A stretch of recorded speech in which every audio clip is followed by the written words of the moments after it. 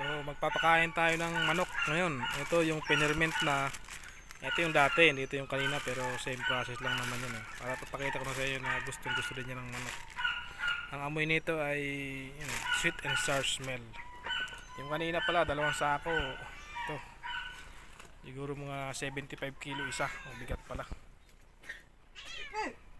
So yan, papakain natin. May tubig pa rin kasi wet feeding para hindi nila makahig, hindi magkalat. So i-mix na natin sa tubig itong pinerment na organic feeds. Yung mga aso maingay kasi oras din ang pagpapakain sa kanila ngayon.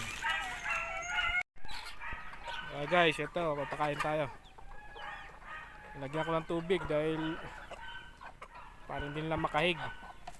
Sa susunod, pag nakabili tayo ng pelletizer, yun, medyo maganda-ganda na yan. Tayo kukunti yung masasayang. Ito, mga breeder ko to guys. Nandun pa iba, wala pa dito. Ayan. So ito, yung mga breeder ko. Ayan. Ayan, doon yung iba, sa layo.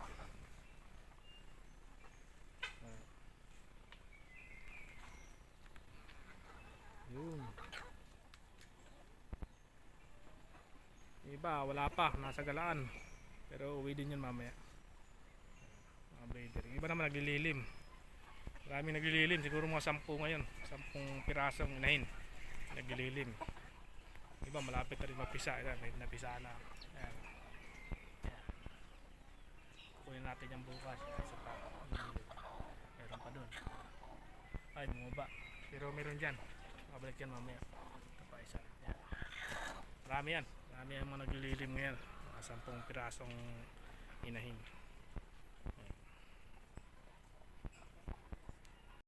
Ayan, ito pa guys. Ito mga ano to. 2 to 4 months. Ayan, magti 3 months na. Ayan, papain natin yan.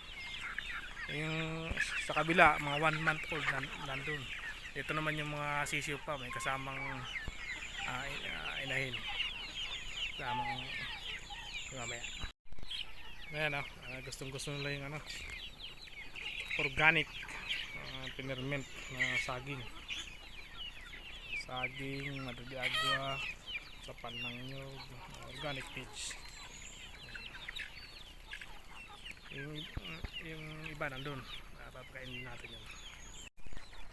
So ito yun guys, wala pang wala pang 2 months. Ayan, ito. Yung ibang malalaki, hindi yan taga rito.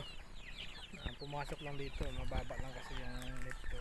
Nakakapasok na iba, hindi naman nakakalabas. Pero okay lang, malapit ko naman pakawalan na ito para i-range, nasa ranging. Mga half Rhode Island Red at half native, upgraded native kumbaga. Mas masarap kasi yung karne ng upgraded native kumpara sa pure Rhode Island Red. Yung nga lang, medyo maliliit na yung itlog, hindi na kasi yung laki ng mga pure na Rhode Island Red. Ito naman na naandito, mga to, 1 buwan, yung iba wala pa 1 buwan. Yung nasa taas, ito wala pa 1 buwan to. Kakatanggal ko lang ng inahin kanina. 2 weeks pa lang ito, 2 weeks. Pero pa lang pinapakain natin yan, feeds talaga. Yung bio 1 feeds. Hindi pa kasi makapag-formulate ng feeds para sa sisi. Ito wala pang 2 linggo, kaya nandyan pa yung inahin. Tsaka yun dun sa kabila. Ayan.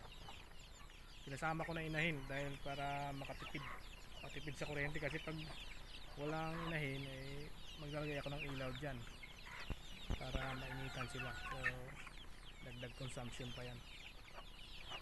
So feeds pa yung pakain niya, commercial feeds, kasi hindi pa tayo nakakapag-formulate ng para sa sisiw.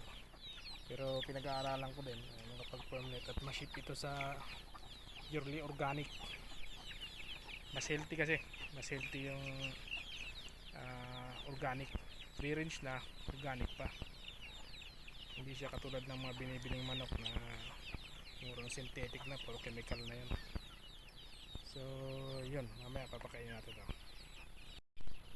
Ayan, napakain ko na rin to ng organic feeds, pero may konting suporta pa rin ng commercial feeds para hindi sila mabansot. Hindi ko kasi na-perfect yung organic dahil sa kulang din ng raw materials. Ayan. Pag napakawalan ko yun kanina dun sa kabila, yung nagitsang buwan, ito naman ililipat ko dun. Ito naman yung ibababa ko dito naman sa baba. May sequence din para pag malalaki na yun, pag-alagaan na sila dito sa area na to. So yun lang guys, maraming salamat.